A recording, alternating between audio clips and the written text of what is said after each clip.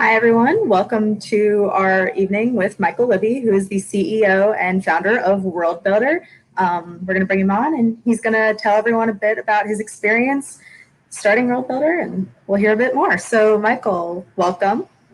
Hi, everybody. Happy to be here. Yeah. So why don't we go ahead and start with giving everyone a bit about your background?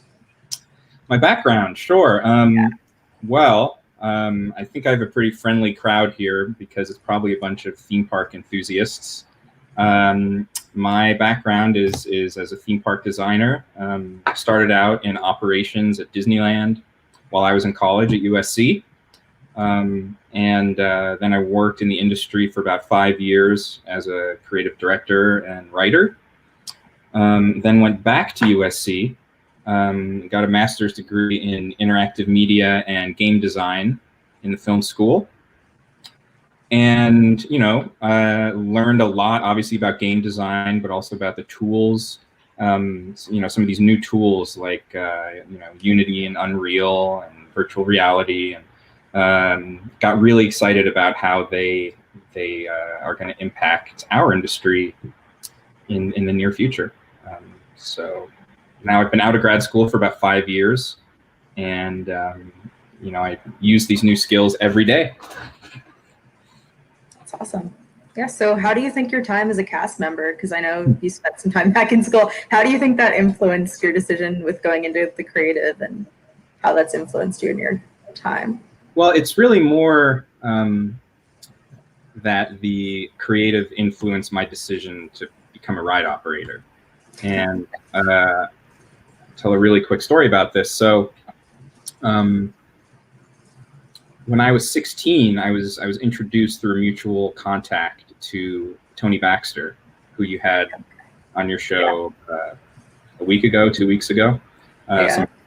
And I was 16, but Tony very graciously gave me a tour of WDI and, talked to me about his job and every aspect of the process. And this was when they had an absolutely beautiful artist's model of Tokyo Disney Sea in a building over there called Mapo. And legend has it, it was $1 million model, and it was painted, that volcanic sculpt and all of this stuff. And, when I saw that model, I was just like, okay, this is it. I'm sold. And it was Tony that gave me the advice, they don't have any jobs for 16-year-olds, but he said, when you become of age, you should work at the park. He started there as an ice cream scooper. And I got hired there, I want to say 2002, 2003, something like that. And I worked on a ton of attractions, actually. I spent the most time far and away at the Jungle Cruise, which still probably to this day is the best job that I've ever had. But I really wanted to sort of soak up all of the, I was there to work and, have some discretionary money for college and stuff, but really I was there to learn and to study. And in addition to Jungle Cruise, I worked Thunder Mountain and the Tiki Room and steam trains and the Opera House and Autopia and the submarines and Space Mountain and Star Tours and Toy Story Mania, and I think that's it. But those are, and of course, guest control parades and Fantasmic. The old 2-finger points. Right? And so, I learned so much about operations and about the guest experience. I mean, we always talk about the guest experience, but a lot of times in our industry, we do just that. We just talk about it. But being there on the front lines, dealing with guest complaints, seeing firsthand how they don't, read signage. People never read. It's the one thing I've learned is people will not read a sign. And you have to learn that. You have to learn that. And then, people pay money to go to these places to have a great experience.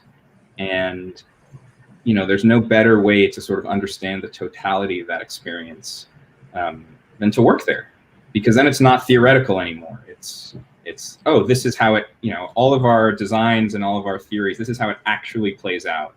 And so that knowledge has been incredibly valuable for me. Also, just learning ride operations. If you want to be a creative person in this industry, you know, it's a real there's a really steep learning curve. You know, there's a whole vocabulary that you have to learn.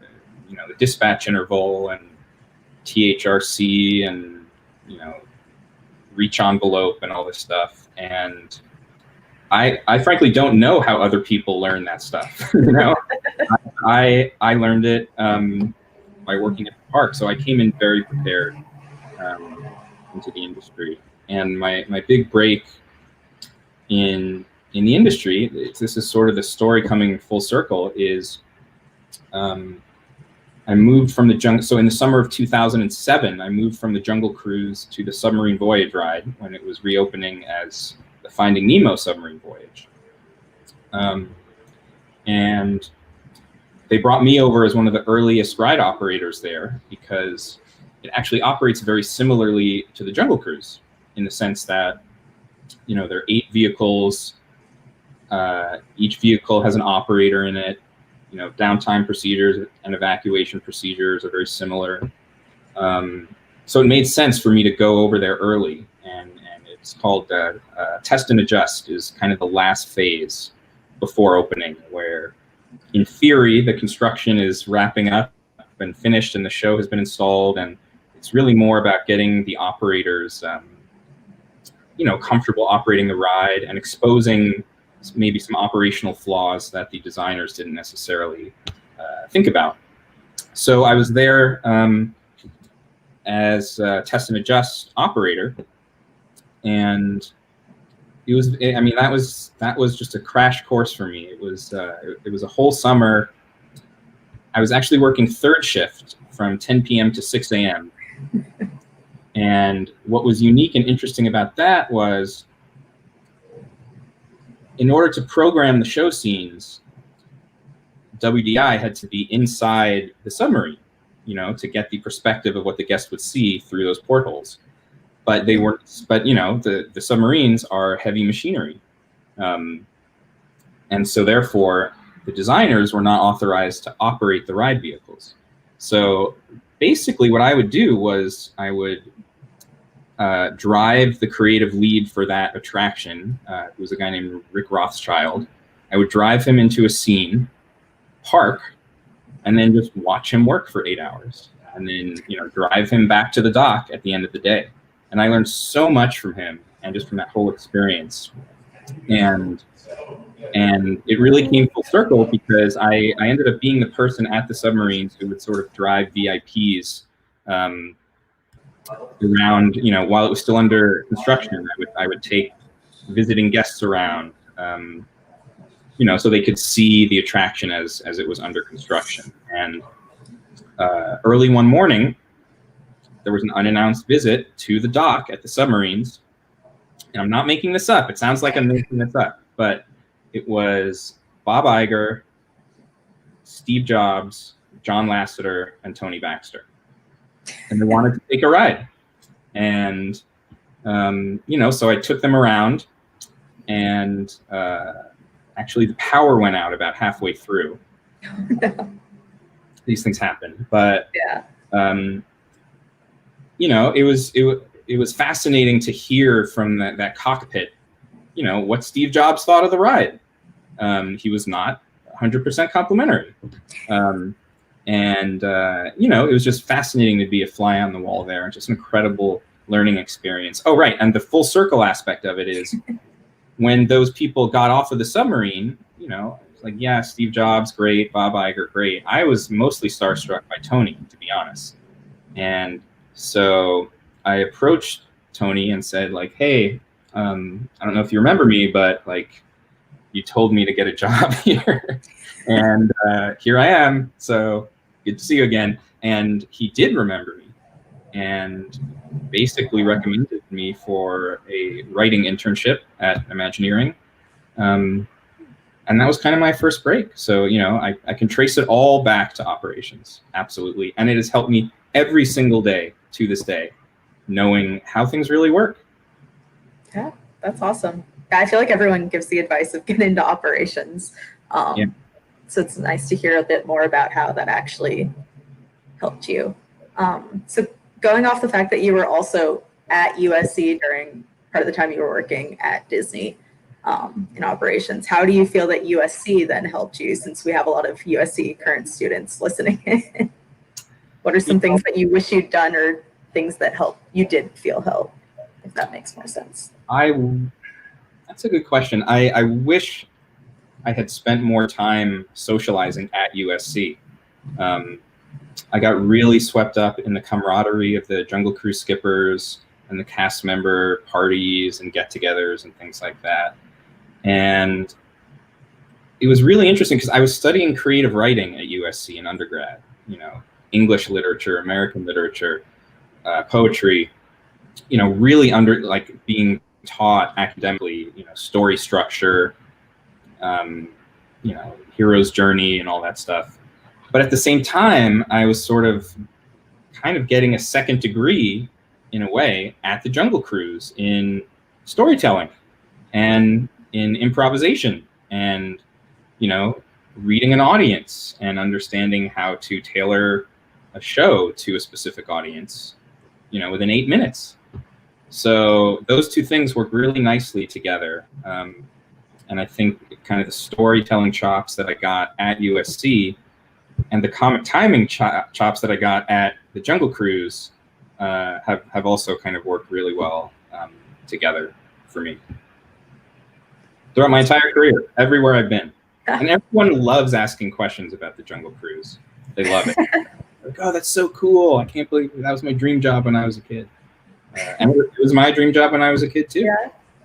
No, my favorite thing when I go on the Jungle Cruise is seeing the jokes they come up with that are like their jokes versus like the script jokes, and like how they get so much more excited for those jokes. Of course, because there's the thrill of going off script, Yeah. No, it's where you get, it's your time to shine. So yeah, obviously now you have Worldbuildr. How did you come up with the idea for that and kind of start it? Well, it's interesting. So as I said, I worked around town for about 5 years at WDI, but also at a place called Thinkwell for about 3.5 years, and then freelance for about a year or so. And I saw at all of these places that I was working that, I kept hearing these words like interactivity and gamification. And at the time, it was very controversial to even say these words like in a brainstorm. And I kind of saw that a lot of these companies, don't really have the skill set to deliver on that request from a client. Just because they don't really understand the technology, specifically game engine technology. And, I didn't know anything about game engines at the time. I just knew that there was an important thing that I didn't know. And so, this was also around the time, I think the first iPhones had just come out and people were walking around the parks glued to their screens, and just all the designers were freaking out, because all of a sudden there was no berm, and you were always connected to the real world, which is like a fundamental change of the experience when you're at Disneyland. And so, there was a lot of talk about interactive experiences and, can we go, we could go to these different rides and check in on Foursquare and that sort of thing. And, sort of the early stages of interactivity in parks. And I just realized, I have a degree in English. I think this is where things are going. So I should probably go back to school. So actually somebody who was an intern with me at Imagineering was the person who kind of made me aware of the interactive media program at USC in the cinema school. And I applied and I got in, and things just sort of took off from there. You know, I started doing some consulting on some interactive projects, but the big thing that really happened is, again, I started to learn about these game engines, and I started to use the game engines. And there was a project. I got hired as a freelancer for Thinkwell while I was in grad school to be the writer for two major attractions at Warner Brothers World, Abu Dhabi, which is a theme park in Abu Dhabi that just opened about 2 years ago. So they brought me in because they had known me previously as a writer, and also they knew that I was a big comic book nerd. So they brought me in to, you know, sort of write concept treatments for the Batman ride and the Justice League ride. And, you know, they hired me to write a script, but I was learning all this awesome stuff in grad school. And so what I did was I basically built a simulation of the ride in a game engine. And the script that I delivered was like me doing my Batman voice, you know, as like scratch track audio for this ride that you could ride through in VR and actually see, oh, you know, this dialogue is way too long for this scene, or it doesn't match up with what I'm seeing on the screen. And so rather than writing, you know, like a more traditional screenplay, which, you know, in film, there's a lot of like flexibility with editing and timing and things like that. But with an attraction, the timing is everything. You know, the show control sequence for each scene. So I was able to get some of that early work into a game engine and did an early visualization for those attractions. And so then we move forward to 2 years ago. I was back at Thinkwell, and they actually sent me to Abu Dhabi. Now it was not concept anymore. Now it was under construction. And they were having some issues with the Batman ride and integrating, you know, the different show control programming things and figuring out the timing. Some of these exact issues, things like, you know, the vehicle is turning away from the screen too late and the media ends. So, you know, the set extension in the scene goes black before the vehicle turns away. So what do we do? Do we make the vehicle turn away sooner, or do we delay the media, or do we ask the media vendor to add additional frames of media to the end of that? So there were all of these kind of friction points within the construction process. And that was the first time I had really been on site, you know, during production for a project of this scale. Prior to that project, I'd done mostly concept work, but this was full-blown production of a major, you know, billion-dollar project. And, you know, I was just essentially standing there in a hard hat, seeing these clashes and these issues being found very, very late in the game. You know, have like a, you know, 5, 6, 7 year timeline development cycle for some of these projects. And these things were being found, you know, months, if not weeks before opening day. And so, you know, I just kind of realized there has to be a better way. And I kept working on the software that I had used to do that original simulation, and kept developing it and kept building at it. And that's basically what Worldbuildr is. It's, you know, it's a company, but it's also a software.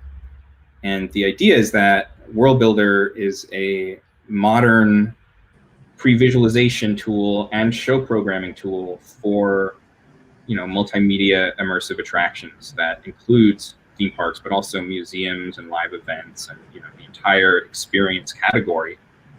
The idea is, what if there is essentially a virtual, you know, digital twin of the thing that you're going to build?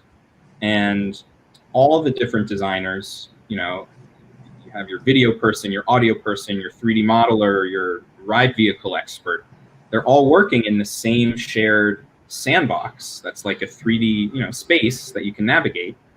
And that way, when you make changes to your scope, for example, if you update the SketchUp model, you can see immediately in the simulation, like, oh, well, that's going to affect this, and then that change will affect this, and then the sight line is blown, and then the vehicles can see each other, and dispatch interval isn't going to work, and all that stuff. So the purpose of Worldbuilder is to find these mistakes much, much earlier in the process, so that when you're in the field, you're just executing. And this is something that this is not revolutionary in film. This is the process now. Previs is just an accepted and understood part of the production process for film. Because the last thing that you want on one of these mega Hollywood blockbusters is, to be like finding your camera angle on set when time is ticking and money is flowing. You just want to be executing and have found your shots beforehand. So Hollywood gets that, and that's what they're doing. But that type of technology hasn't really come to our industry yet. There's the film and TV previs, and then on the other extreme, there's previs being done for like architecture and engineering and construction. But Worldbuilder sort of sits right in the middle of those two, where architecture and entertainment meet to create an experience. So that's what we do. Thank you for that. So I guess going off of that, how would you describe the process that you all go through when you're working on a project from like start to finish to get kind of what your client needs, or how you go about working with them? So the interesting thing there is I believe that our product, our software, is actually itself an entirely new process. So the process that we use is quite different from the standard process, which involves a lot of pencils and paper and 2D sketches and illustrations and concept artwork renderings and things like that. And again, our process is very different, where if we get a new project, we instantly, coming out of the first brainstorm, we throw it into the game engine. And what I mean by that is, like, let's say you're doing a new ride, and you come out of your brainstorm and all you have is a napkin sketch of like, oh, maybe, this is the load station, and then here's scene 1 in this circle, and then scene 2 in this circle. It's an incredibly crude napkin sketch. Our process is we scan that napkin sketch and put it in our system at a reasonable scale, and then as early as possible on day 1, get a vehicle going through that napkin sketch, and just start to see the timing and the pacing of what the actual experience is. And then as the design develops, maybe the next step is just to extrude some very simplistic walls in SketchUp, so you can break out your show scenes. But then it continues to iterate and evolve, and you get more detailed 3D models in there, and you get, you replace my Batman voice with like the real voice actor's voice at some point, and you sort of keep updating these assets. So, it's a real-time digital twin that reflects what you're going to build. So it's a start-to-finish pipeline. And what I mean by that is, when you finish on opening day of the actual attraction, you have created a digital version of the attraction. It is identical. It has the same show programming, the same elements, the same geometry. It's identical. And then the digital version that we've built can actually then become the operating system that runs the attraction. So we're actually not throwing out that pre-visualization work at all. It's not a sunk cost. It just transitions into becoming the operating software, because you figured it all out virtually. Now, instead of sending your commands to, virtual lights or virtual audio sources in a space, you're now sending the same commands at the same timing, but you're sending them via DMX and OSC and actual show control commands that you're sending out to the real speakers and the real lights in the real environment. So yeah, that's our process, but I think that's pretty different than what most other people are doing. Yeah, for sure. So I guess then my next question would be, what's a time that maybe a project didn't go as well as you anticipated, and what you guys learned from that to move forward? Well, if any of my team members are watching this, they're probably having a good laugh right now because they know exactly what I'm about to say. We just had a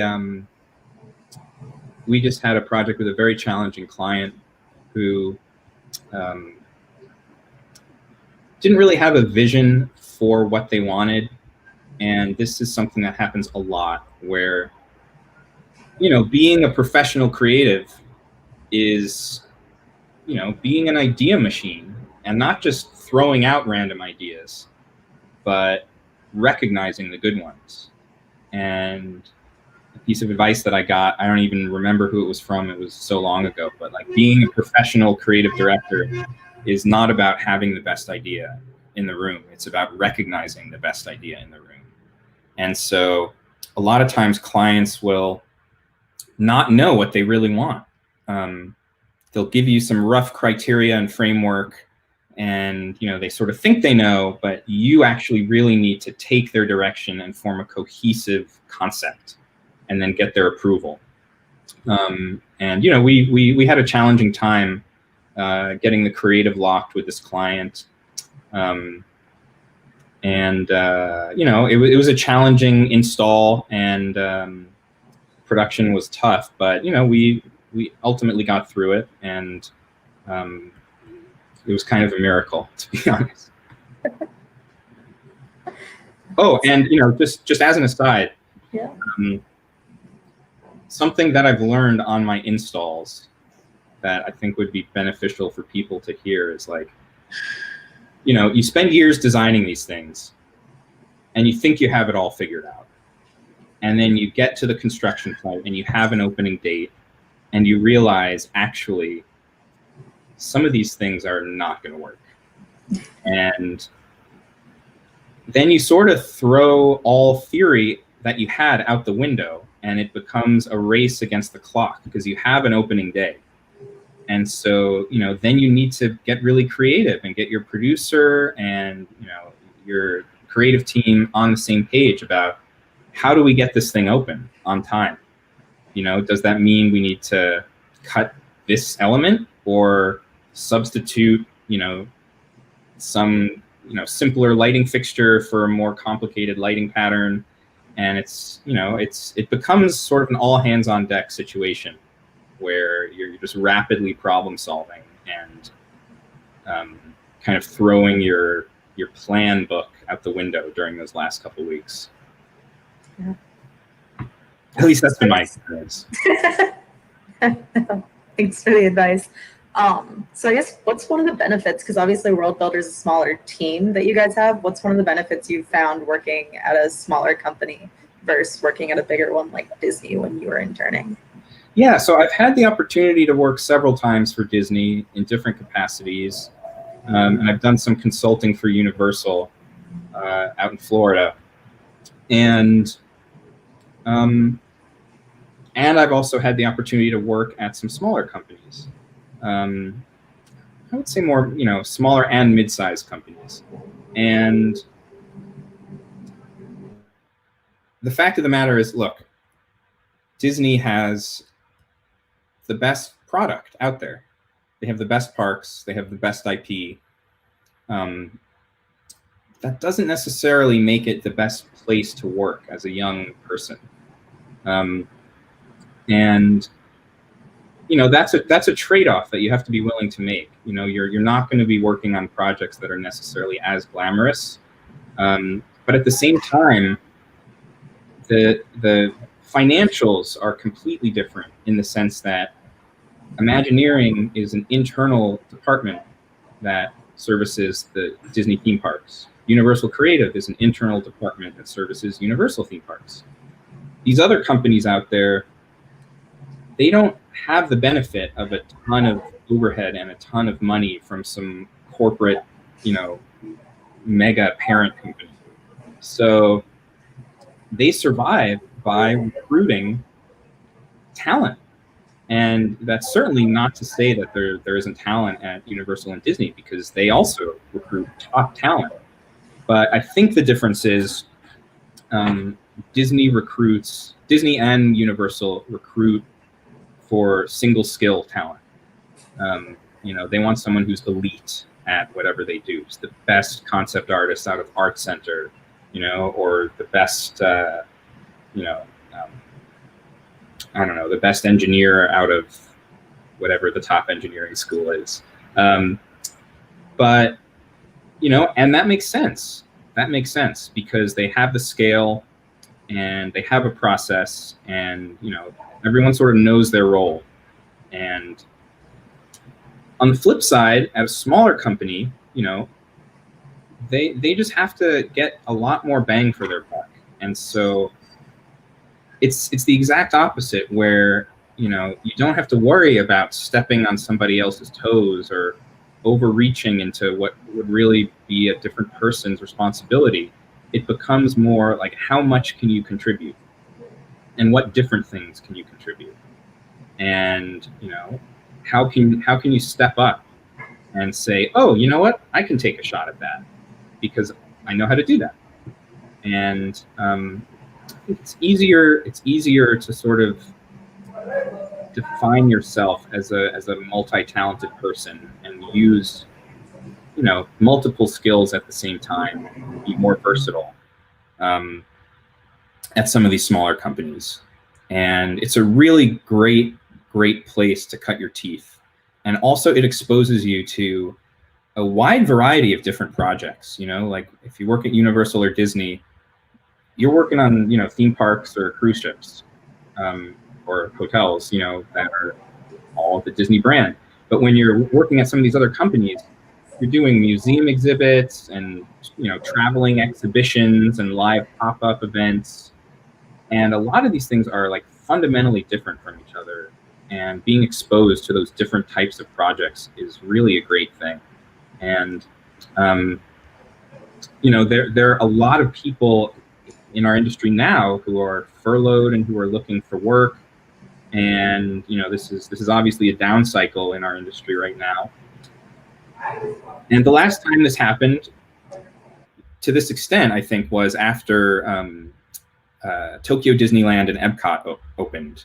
Both of those big parks opened, and then there weren't any more big projects in development, so there were a lot of layoffs. And a lot of those layoffs were people who had been at Disney for decades. And re-entering the job market after you've been at one place that has one process and you've been doing one thing for a long time, it's tough. It's tough.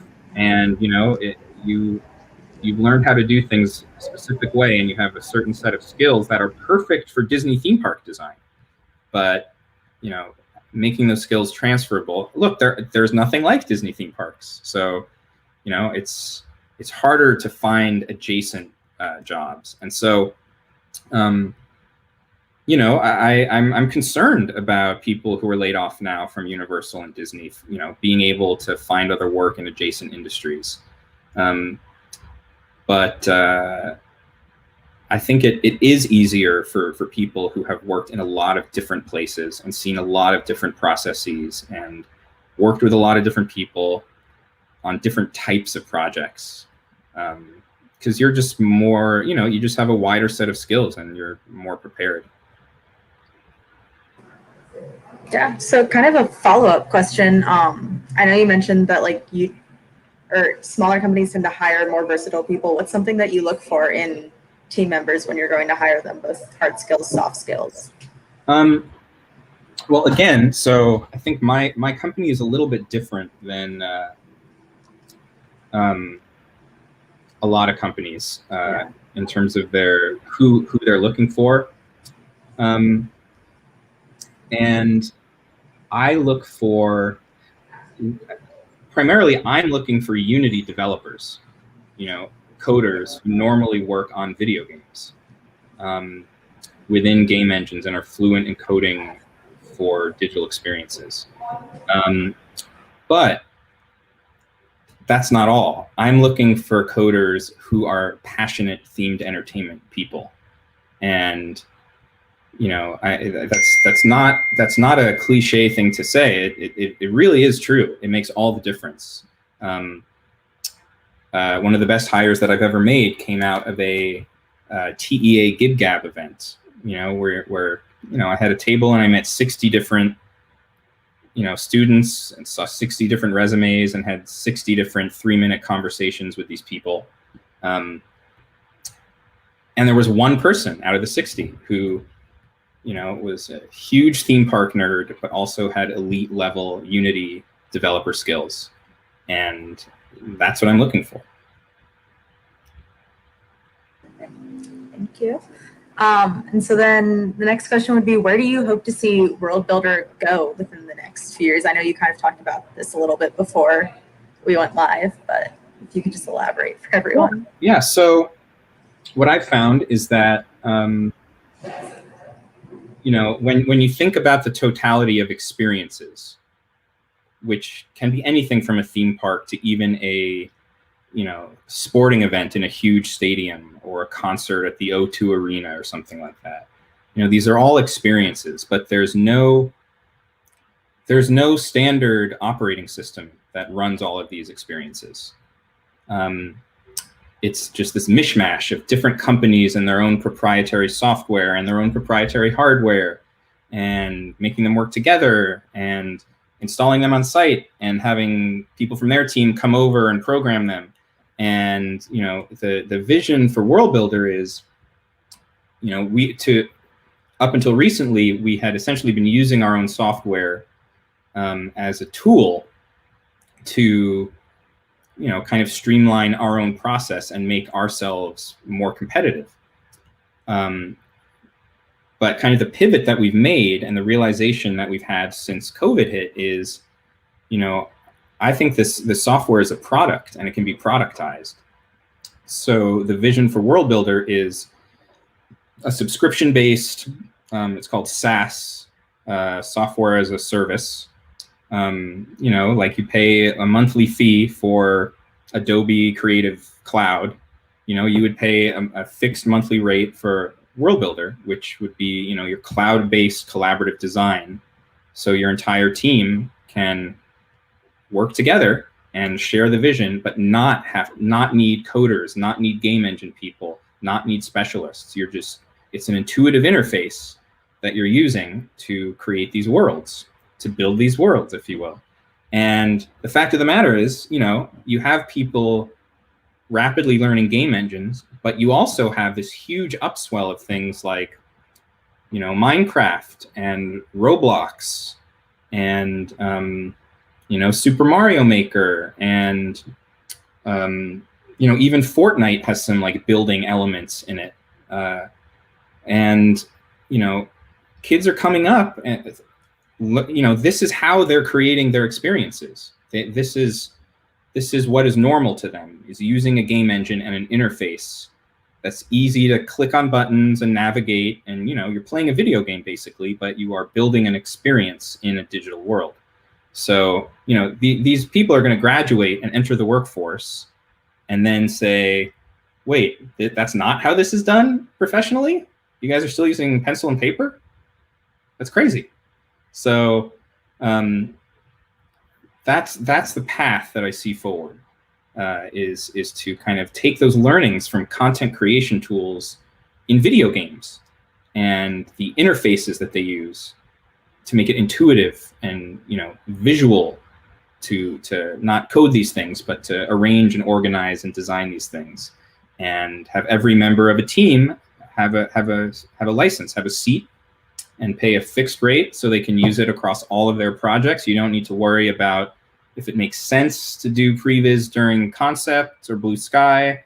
No, you just do it for everything, and it becomes the new process and the new home for each project, where you see the current state of the project at all times from any location in the world. Yeah, that sounds really cool, and definitely something that the industry, it sounds like from what I've gathered so far, could use.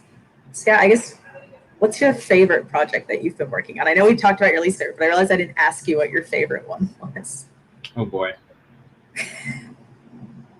This was not on the list of questions that you sent me before the I'm sorry. favorite project that I've worked on. You know, honestly, there's so many. I'll mention one, which is when I was at Thinkwell, we did a concept for a Saturday Night Live experience that was going to be on the Las Vegas Strip. And, you know, we had a charrette, and, you know, Seth Meyers came to the charrette, and we came up with this really, really cool idea for like a walkthrough, you know, that had pulsed rooms, and each room kind of represented one day in the week of production for an episode. And then there was a dark ride finale that was like the live taping of the show, essentially. But one of the most interesting challenges of that project was, you know, SNL has been around for so long that a lot of different people sort of identify with different, you know, eras of the show and different casts. So, you know, how do you sort of aggregate the interests of a group of people, you know, of different ages, and, you know, populate the dark ride with tailored content for those type of people. And then, you know, there's going to be like a Jimmy Fallon lounge and a bunch of cool stuff, but, you know, a lot of projects never go anywhere. But, you know, it was still great. It was still great. And, you know, if something that I've learned as I've gotten older and I've worked more and more is, like, when I was younger, I really would look at these mega attractions that would open, you know, like, you know, today it would be like a Galaxy's Edge or something like that. And I would just say, like, I have to work on a project like this, you know, like, this is what I'm going to do. And I've come to sort of realize that I take pleasure in the work from collaborating with other really talented people. And it's actually, for me, it's less about, like, is this going to open or not? Is it going to get built? And it's more about, like, man, this was a blast to work on. And I met some awesome people, and we came up with such a cool concept. And I hope to work with these people again, you know? Yeah, thank you. And then we're going to have one kind of fun question before we move on to our final question. So the fun question is, what do you think makes a land or attraction successful? I know that's super fun, but, like, what are just, like, personally the things that you find to be something that makes it successful? If it causes an increase in attendance and per capita spending, then it is successful. No, I mean, yes. But, solid answer. But from a creative standpoint, I think those are two very different things. You know, something that makes an attraction successful is very different from something that makes a land successful. And that has to do with sort of the magic circle, if you will, of where the story takes place. You know, when you have an attraction, the suspension of disbelief and immersion in the story starts at the entrance to the queue. But for land, it starts at the entrance to the land. So I think, you know, things are trending today towards more immersive lands. Obviously Pandora and Galaxy's Edge and Harry Potter, and you know, there's been a lot of chatter about how it would be super cool to do a land based on Wakanda from the Black Panther movie, which would be really interesting to me. But to be a successful land, let me answer it this way: to be a successful land, there needs to be a way for the guest, like just a natural call to action that brings the guest into the story world. And, you know, the best example of that is Wizarding World, because it's just such a perfect IP for a land, because it is a school. And so it makes sense that there are a bunch of people there, and there are a bunch of kids there running around, and even the merchandise that you buy, the robes and the wands, just further immerse you. It's the actual merchandise is like the school uniform, and it's a very clear call to action of like, yeah, okay, I'm a student at Hogwarts. Great, awesome. I think it's interesting the routes that Pandora and Galaxy's Edge have taken, in the sense that they've chosen to go more in terms of the environmental design, and less character driven, which is a choice, and neither is right or wrong. But I think there's no catch-all answer for any IP. I think it's a really IP specific question, where they found the right solution for Harry Potter. And a lot of people thought, Galaxy's Edge, the obvious decision would have been to make it a Jedi Academy, where you go and learn to be a Jedi. But, they went a different way. And the way that they went is actually really interesting. And I think that land has really only scratched the surface of what's really possible. Oh, and by the way, I think it was just like two days ago, they announced Galaxy's Edge was coming to The Sims. And, so this is what I'm all about. That's a digital twin of the physical land that they built. And I'm really interested in seeing how, they continue to have this interplay between the digital world and the physical world. I don't know if I answered your question. There's no secret sauce to making a great attraction or land that is the right answer every time. But maybe the right answer is, if it's an IP-based attraction, just understanding the IP and understanding that there is no catch-all solution for all IPs, and every IP will have its own unique solution. Yeah, that was a good answer.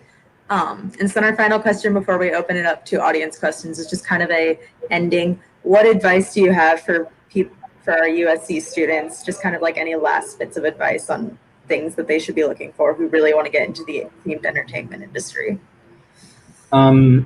Well, obviously, getting some operational experience, I can't recommend that enough. Just work at the park for one summer. You'll learn so much. And you'll also have a lot more respect for the people that work there, and you'll treat them much more nicely when you go next time.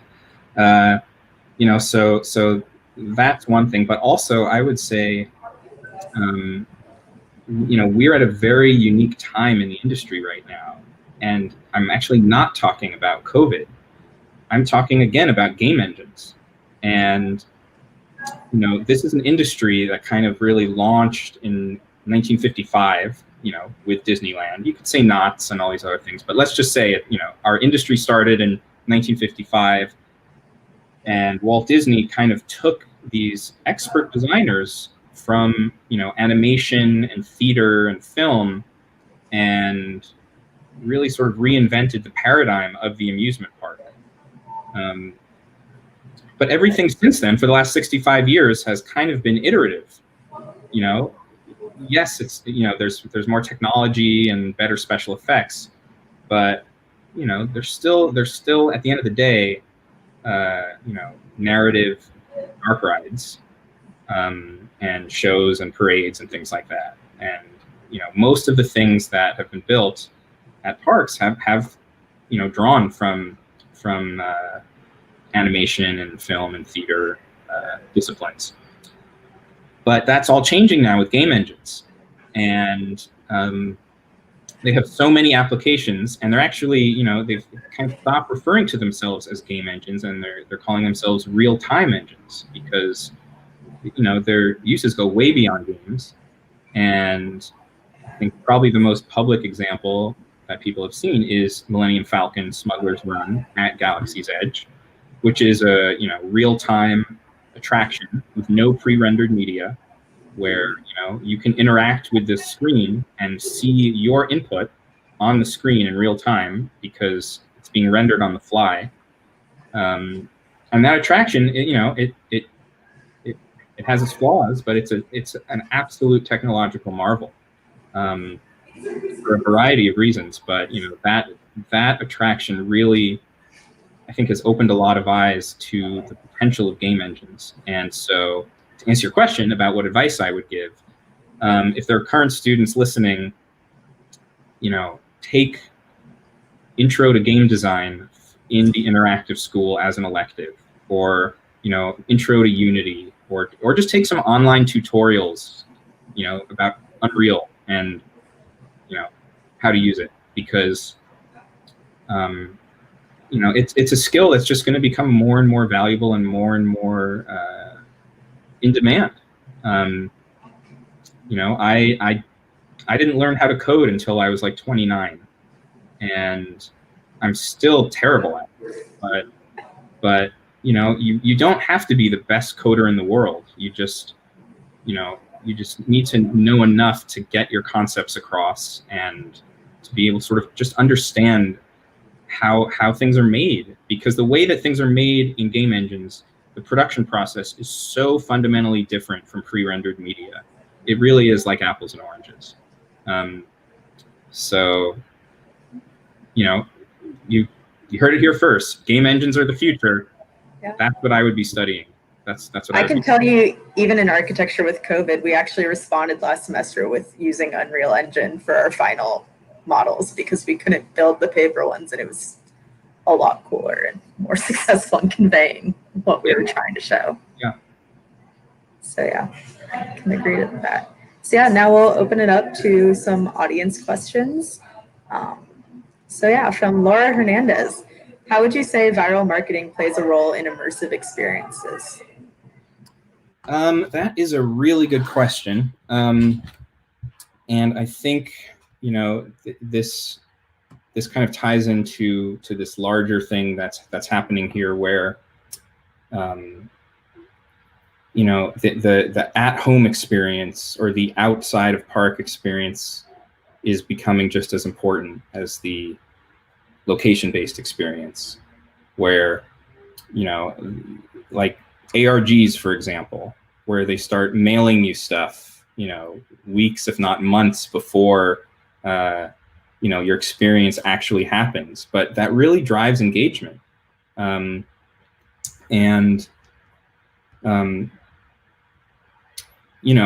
sort of been this Achilles heel that's been exposed by COVID, for these attractions, which is, if the physical location is closed, if the gates are closed, spending drops to zero because the people aren't there. So, how do you monetize what you have when people are not there? And again, the solution, I think, is with a digital twin made in a game engine. But I think sort of, from a storytelling standpoint, there's so much that can be done with the lead up to the experience. Building excitement, building a deeper story, setting expectations. Absolutely, these are all things that are so new now that they're still being figured out what the right way to do it is. But that's where all the innovation is happening. In these different form factors of location-based entertainment. The 6 to 8 person experience. Things like the Void or Dreamscape Immersive, those are really sort of new, different form factors of location-based entertainment. And ARGs send people all around the world. And they usually are marketing tools for a larger experience. Like there's one done for Halo, there's one done for The Dark Knight, there's one done for Tron Legacy, and it engages the most passionate fans, and you get a lot of money, a lot of bang for your buck in terms of the marketing money that you spend, because you create these evangelists that aren't employees, they're fans, and they're doing the marketing for you. So.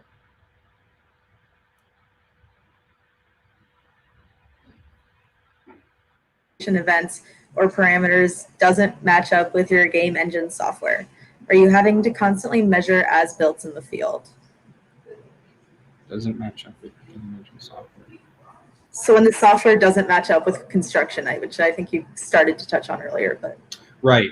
So, so by the way, quick shout out. This is my buddy Patrick asking this question, who worked alongside me at the Finding Nemo submarine voyage in 2000, and now works for Nickelodeon in their experience design group. Well, so a lot of the things that I've sort of been talking about, just to be totally honest, are theoretical. And this is the roadmap for the Worldbuildr software. And the idea is that,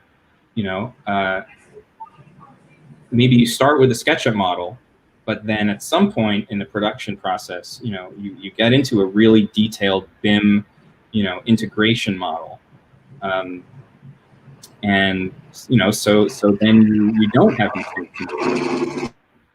And you're never going to be able to get to 100% plug and play for the exact reason that Patrick is saying. Sometimes things just come from the shops and they're just wrong, but the idea is to really mitigate that as much as possible and condense that integration period from months down to maybe even days. Yeah, thank you. And Patrick also apologized for his wording. He said, sorry, that was oddly worded. So this next one's from Hannah Sandine, and that is, what video game would you adapt to an attraction if you could? That's a great question. I mean, if it were possible, I would choose Portal, but I don't think that's really possible to do. I think there's a game called The Witness.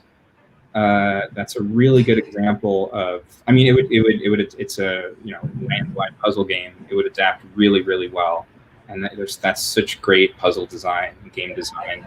But one that I've been thinking about recently is the Assassin's Creed franchise. And the reason is because, there's been a lot of talk about VR in theme parks. And I think in general, it doesn't really work because it's not social. You're very sequestered. And anytime you lean on the technology, anytime the technology is the selling point of the attraction, you're doomed, because it's going to be outdated by the time it opens. So using VR is kind of a gimmick, and it has a very short shelf life. However, it's different if it's being used as a tool, as part of a kit of tools to immerse people. And so I've been thinking about the Assassin's Creed franchise, specifically because within that franchise, like modern day people, they put on this headset and they're able to like mind meld with their ancestors who were assassins and see their whole lineage and, oh, my, great grandfather was an assassin. I'm going to like be in his mind. And so to me, that's a really interesting creative conceit that, VR almost works perfectly for that.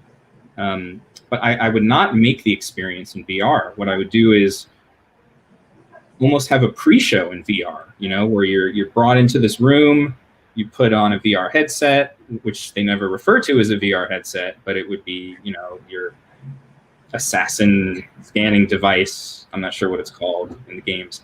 And then, you have that search through your ancestry and you're being teleported to this ancient world. And then you take off the headset and you're in a different room and you're in the past, you're somewhere else, either because you physically tracked forward into a different space, or because you've done like a flyaway room thing, room within a room.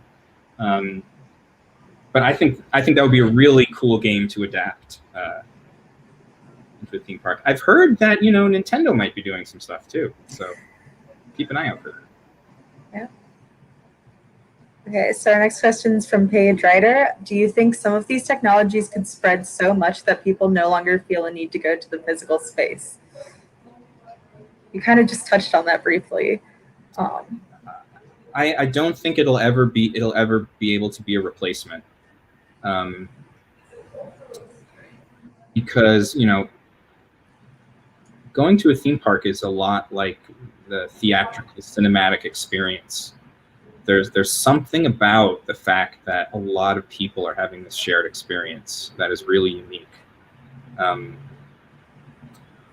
But the question is, what if you can approximate, let's say, 70% of the in-park experience, say in VR? You know, you can get 70% of the way there and only charge maybe 30% of what you would charge to get into Disneyland. Then it becomes a little more compelling from a value proposition standpoint. But I believe that the future is sort of connecting the two, and that the at-home experience won't necessarily replace the in-person experience, but it will supplement it. And I also see a lot of RPG type of elements from video games bleeding into theme parks in the future. And by that, I don't just mean role-playing like in Galaxy's Edge, where you say bright suns to people. I'm talking about, like, you know, you leave the park for a day, and then you come back the next day, and, you know, you pick up where you've left off in terms of your own story and your own metadata that's tied to you as a guest or you as a character that you've created for yourself.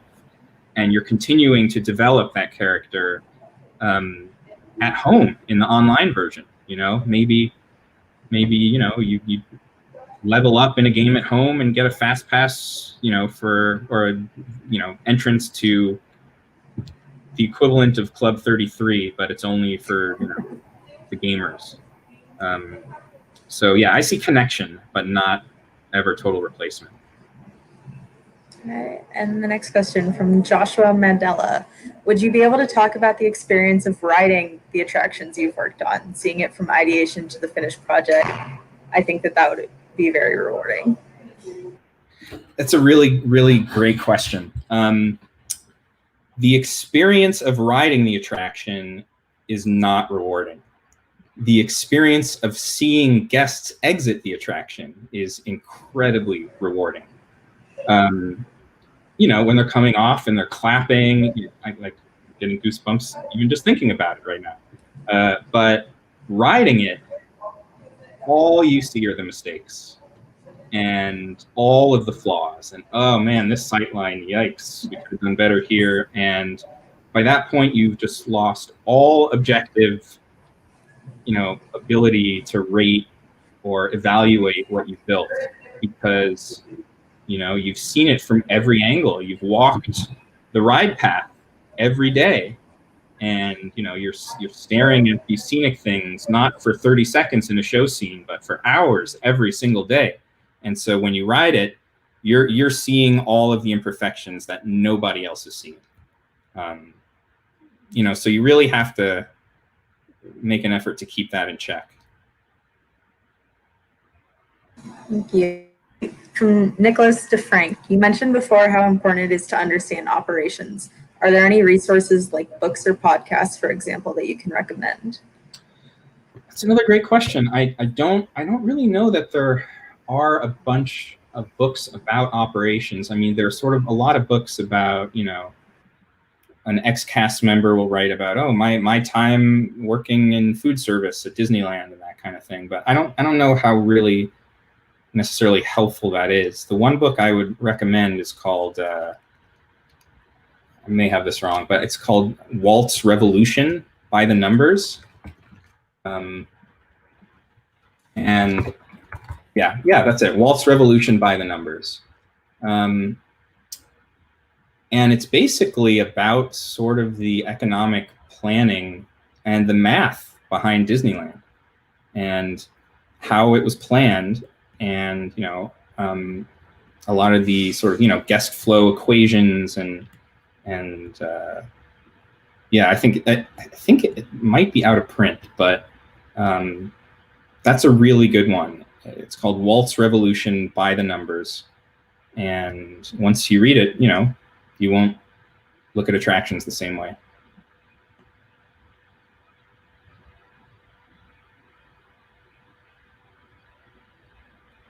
Another question from Paige. Do you worry about the uncanny valley? I've been studying how that relates to animal-like animatronics.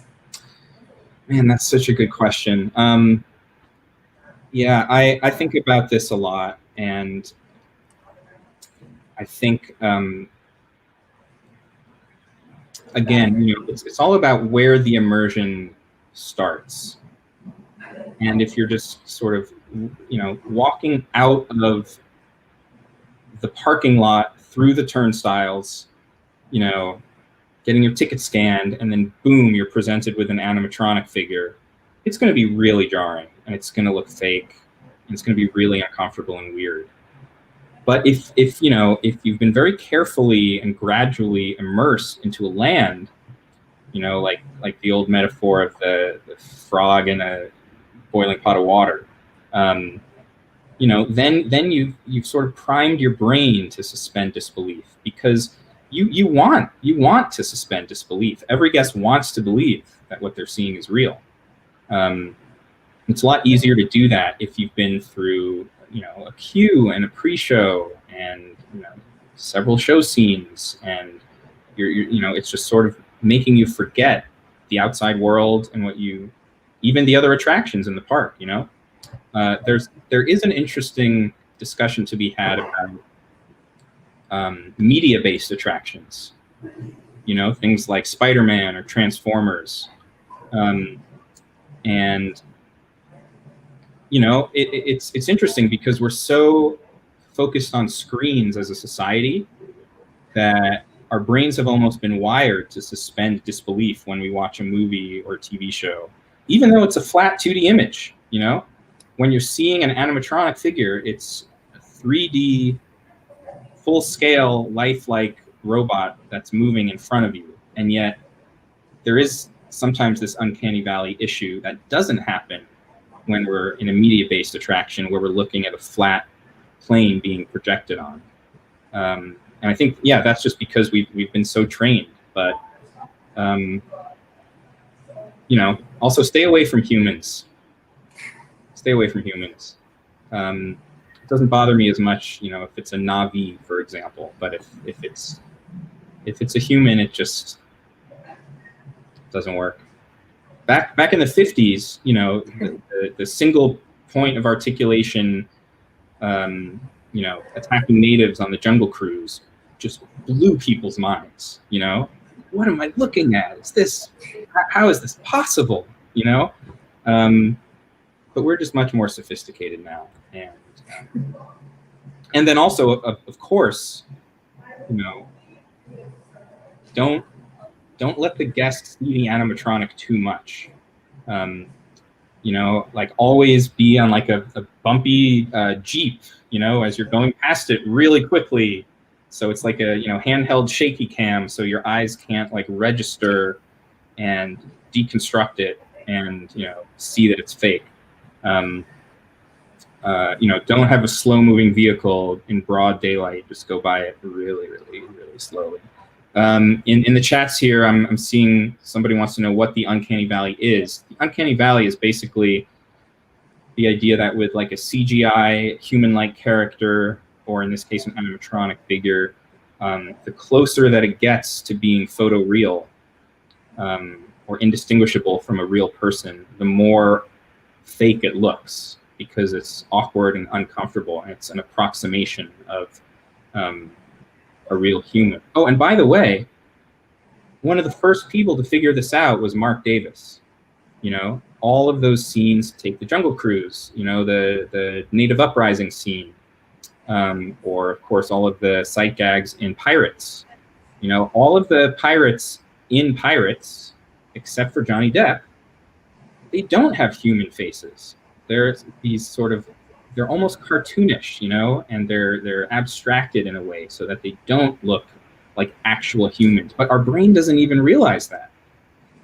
They're these exaggerated caricatures, and in a way that's more reassuring than the most advanced human-like animatronic figure. Okay, so I think we're starting to run out of time. So I'll just ask if you have any last thing that you'd like to leave our audience with before we wrap up. I guess it would just be to keep making things. Even during this time, If it's by yourself, or even better if it's with a small group, it's never been easier to make experiences for other people, even if they take place on a screen, or even if it's a tiny theatrical production in your apartment, that you sell tickets to 2 at a time for people to come. Just doing stuff like that, every single project that you do, you learn so much from, and things that you take there apply to your next project, and then you have an amazing portfolio piece out of it too. So keep going to these places and being fans of them, but also when you this is advice that I got a long time ago, before I studied creative writing or anything like that. If you go into a movie and you don't like the movie, when you leave, don't just say, "Oh man, that movie sucked." Do the exercise of, how could I make it better?